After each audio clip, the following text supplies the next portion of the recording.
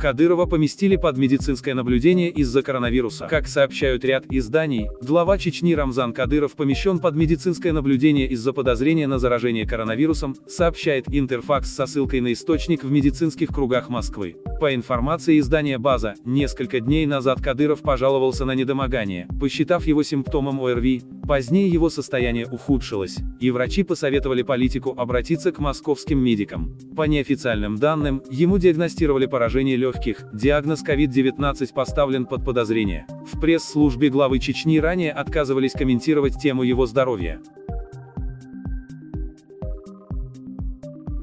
Кроме того, Мослента сообщает, что Кадыров находится в одной из московских больниц, сообщает РИА Новости со ссылкой на источник в медицинских кругах. По данным ТАСС, политика доставили в столицу самолетом. У него подозревают коронавирус, он находится под наблюдением врачей. О госпитализации Кадырова с подозрением на коронавирус первым сообщило издание «База». По его сведениям, главе Чечни диагностировали поражение легких и предварительно COVID-19.